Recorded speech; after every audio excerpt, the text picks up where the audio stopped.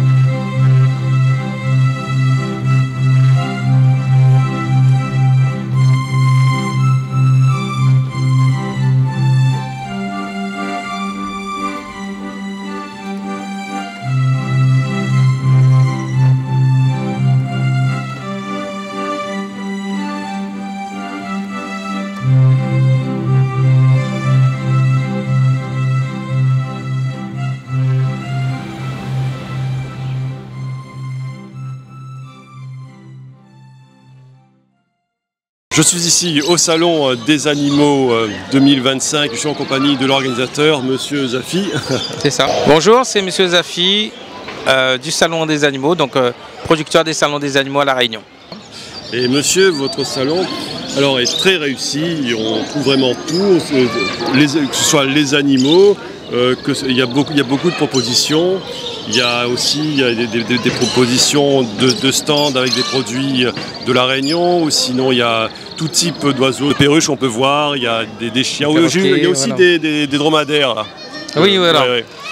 Alors bon, ce salon, pour vous expliquer tout, le salon c'est un salon familial, hein, donc c'est un salon familial, et c'est un salon informatif, c'est un salon où on peut avoir des conseils, où on peut visiter, et aussi on peut prendre tous les renseignements concernant soit acheter ou adopter un animal. Donc on a différents pôles, donc je répète, je rajoute salon des animaux et jardin, parce qu'on a la partie jardin, pareil dans le même concept, où on peut se renseigner sur les techniques de bouture.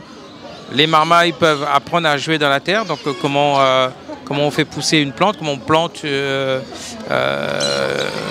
comment on plante tout simplement. Donc énormément d'animation, le concours de petits jardiniers. C'est un salon assez riche, en tout cas pour la famille. Oui, d'ailleurs, on voit qu'il y a beaucoup d'enfants, beaucoup de familles qui viennent, c'est très convivial. Et il y a aussi ces deux parties, les animaux et les jardins, parce que les animaux, ils ont besoin de la nature, du jardin, des plantes. Donc voilà, il y a une certaine corrélation. Et puis on a vu aussi qu'il y a des coïs, des poissons, donc tout ça, c'est un tout en fait. Hein. Les animaux, c'est un tout avec la nature, aussi le travail de la terre. Donc c'est un tout cohérent. Ouais. D'ailleurs, c'est le seul salon en Europe qui propose ces deux thématiques. Bien sûr, on a des animaux exotiques, on a des dromadaires, on a des perroquets qui sont chez vous. Donc cette année, l'avantage, c'est qu'on a des parcs immersifs. Donc comme vous voyez, vous avez le parc des perroquets où les marmailles peuvent rentrer dedans.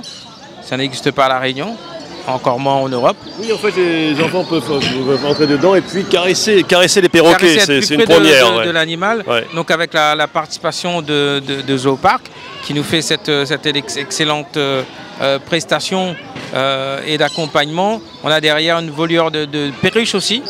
On a les rapaces qui sont sur le salon. Et bien sûr, on a l'espace des rongeurs. Donc c'est pareil, pour la première fois, les marmailles peuvent entrer dans le parc des lapins. On a l'espace des chèvres miniatures. Pareil, les marmailles peuvent aller caresser ces petits formidables bêtes, on va dire, et la ferme pédagogique à l'extérieur, aller toucher poules, canards, pintades, des oies, etc. Voilà. Donc c'est vrai qu'il y a un côté pédagogique pour les enfants, parce que les enfants ont besoin des animaux, ils ont besoin le contact avec les animaux pour les enfants fait partie de leur éducation. Ils ont besoin de toucher les animaux de la ferme, les animaux des jardins, de s'intéresser, parce que les animaux émerveillent leur intelligence en fait. Ça les fait, les enfants... C'est une thérapie, hein, aujourd'hui la zoothérapie, d'ailleurs on a une professionnelle de zoothérapie qui est sur place. Donc il faut savoir que le salon des animaux, ce n'est pas un salon où automatiquement on vient acheter des animaux. C'est un salon, donc tous les professionnels sont réunis pour répondre à vos questions. Donc en effet, c'est une sortie parentale. Mais si vous avez besoin de renseignements, les gens sont là. Par exemple, là, à côté, juste à côté, on a une exposition de canaries. Ces professionnels sont là pour répondre à vos questions. Qu'est-ce que ça mange? Ça grandit? Ça vit jusqu'à quel âge? Quelle est la nourriture? Le bruit que ça fait? Est-ce qu'on peut l'avoir en appartement? Est-ce qu'il faut avoir de la cour? Donc vous avez plein de conseils. Ils sont là pour ça. Hein. Donc ils sont présents uniquement pour vous donner des conseils, pas pour spécialement les acheter, mais de vous donner des conseils. On a l'espace, on a les associations protectrices animalières. Donc c'est une des manifestations où on réunit des professionnels, dont des éleveurs et des associations protectrices animalières qui sont là pour, voilà, vous avez l'éleveur qui va vous donner des conseils sur si vous voulez acheter un chien, qu'est-ce que ça mange, pareil dans le même conseil des canaries, toutes les questions. Et derrière, juste à côté, vous avez, si vous voulez, au lieu d'acheter un chien, vous pouvez adopter, parce qu'aujourd'hui, avec l'abandon et la prolifération des animaux, il est très important de mettre ça en avant. Et bon, moi, j'adore les animaux, mais j'ai pas, par exemple, la place pour en avoir. Donc, j'ai la place pour un petit poisson. Ah bah un petit poisson. Donc, ça vous permet, parce qu'il y en a qui vont dire, bah, écoute, j'ai un petit balcon, je vais acheter un Rottweiler, je vais acheter un chien, il va souffrir, et c'est pas, il faut pas acheter un animal sur un coup de tête. Et bien sûr, les salons est là pour vous, en tout cas je vais pas dire vous éduquer, mais en tout cas vous conseiller, de ne pas acheter sur un coup de tête. Très bien. Bien monsieur, je vous remercie. Merci beaucoup à vous. Je suis ici au Salon des Animaux 2025 et je suis avec monsieur Choquet. Et monsieur, vous êtes éleveur canin. Bonjour, je suis monsieur Choquet, donc je suis éleveur canin avec ma femme dans l'élevage des Saintes du Clair de Lune. Je suis aussi vice-président de la DAIDAC et c'est nous qui organisons toute la partie canine aux salons des animaux. Donc il faut venir nous visiter et voir tous ces loulous. Votre chien, c'est un chien qui est de toute beauté, qui est c'est un chien puissant et bien dressé. Tout à fait, je fais les concours de beauté.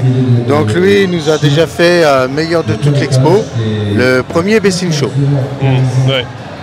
Et donc il est quoi exactement comme prix? C'est le premier Best in Show, c'est le meilleur chien de toute l'exposition. Ah oui, d'accord, c'est celui qui a le meilleur palmarès. Ouais. Voilà, il est sorti premier sur 600 chiens.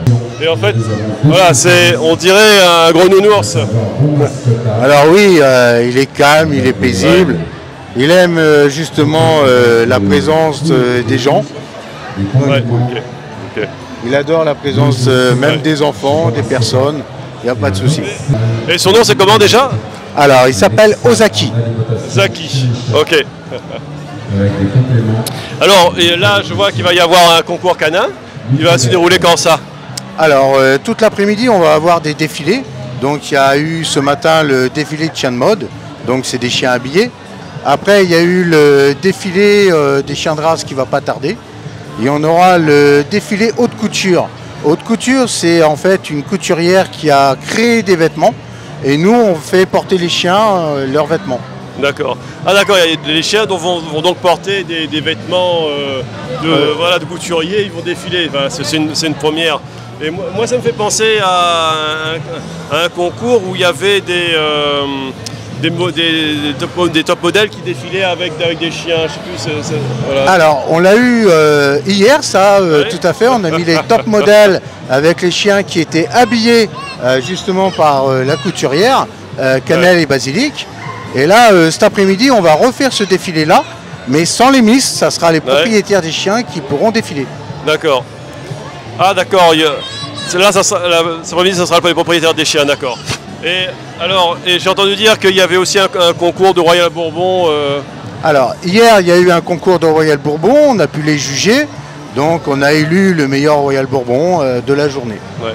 Donc voilà, ça c'est très paradoxal parce que normalement les Royal Bourbon, eux, ils n'ont pas vraiment de palmarès. Eux, voilà, sont des chiens un petit peu de la rue, et de faire un concours avec le Royal Bourbon, c'est une première, quoi. Alors, nous, en fait, au niveau du salon des animaux, on met en valeur les éleveurs, on met en valeur les chiens, mais aussi les associations qui travaillent pour les chiens, qui travaillent pour éviter les abandons. Les éleveurs actuellement, par exemple, quand eux, ils vont montrer les caractères du chien, c'est pour éviter que demain, une personne achète un chien et que ce ne soit pas le bon et qu'il soit abandonné. Donc en fait, le but, c'est qu'il soit bien aiguillé de façon à pouvoir acheter le chien vraiment qui leur convient. Ce chien, c'est un chien de concours. Voilà, il a un poil qui est magnifique, qui est brillant. Et donc j'imagine qu'il va y avoir sûrement un régime spécial voilà, de nutrition pour lui. Oui, tout à fait. Un chien, si on veut qu'il évolue correctement, il faut aussi avoir une bonne alimentation. Ouais.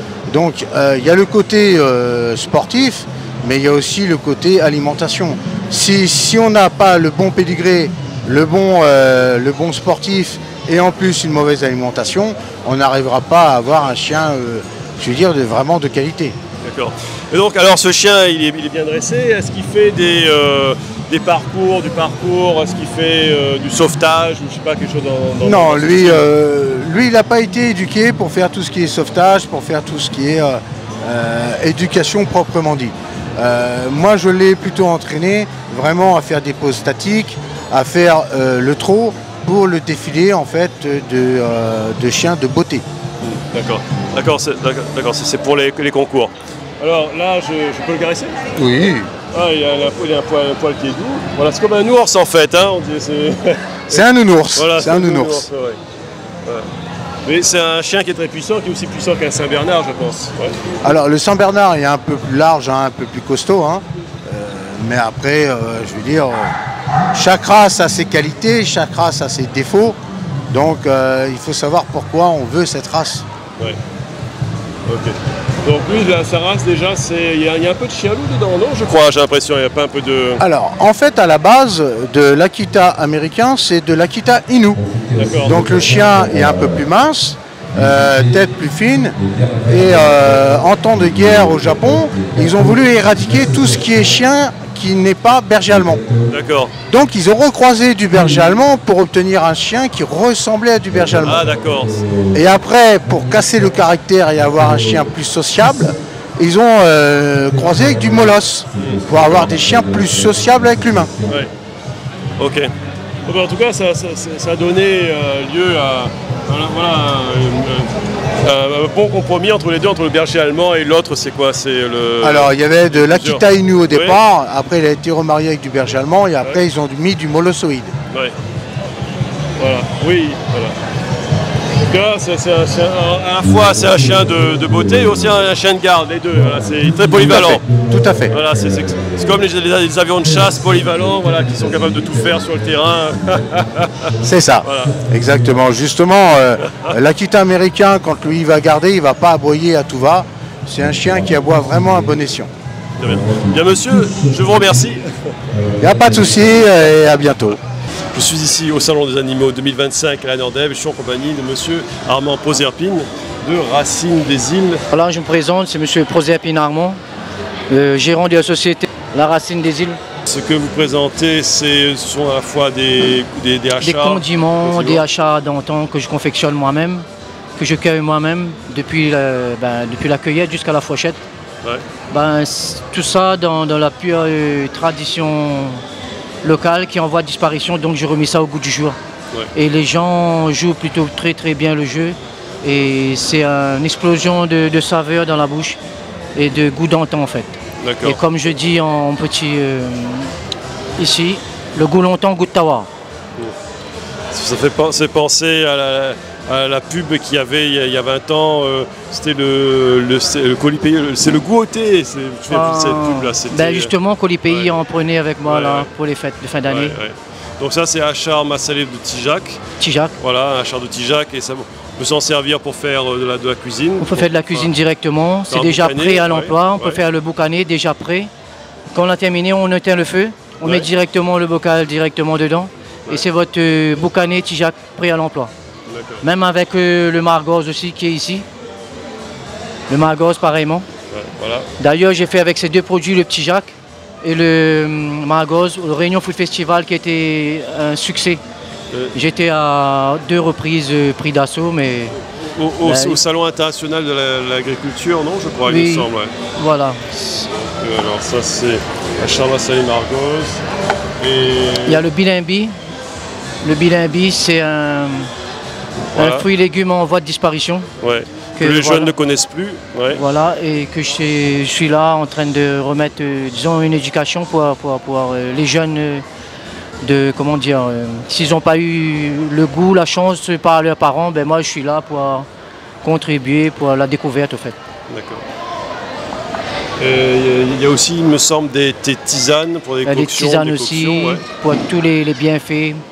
Avant, les parents nous disaient de rafraîchir qui était la base. Mais maintenant, tout ça se perd. Et donc, du coup, moi, je suis là pour remédier au fait. Ce salon des animaux 2025, c'est une occasion pour renouveler avec la tradition ce qu'on a oublié de nos pères, de nos grands-pères. La Réunion, c'est une pharmacopée à elle toute seule. Il y a des fruits du jardin, des possibilités qu'offre le jardin créole, justement. Ça, c'est une tisane pour le rafraîchissement.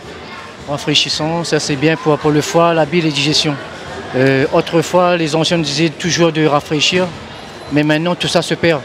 Et donc là, je suis là pour remédier à ça, pour que les jeunes prennent conscience déjà pour la santé, on en a tous besoin. Ça serait bien que les parents prennent conscience de ça, même aussi l'éducation nationale aussi qui devrait mettre ça au parfum avec le rectorat et tout, pour qu'on puisse avoir une meilleure santé alimentaire pour nos jeunes. Voilà. Monsieur, je vous remercie. Ce salon des animaux est toujours le rendez-vous des familles où les enfants s'émerveillent devant les nouvelles espèces, devant les chiens, les chats. Et moi, je vous souhaite une bonne journée et je vous donne rendez-vous pour un prochain numéro de Sous la Varangue. À très bientôt dans Sous la Varangue.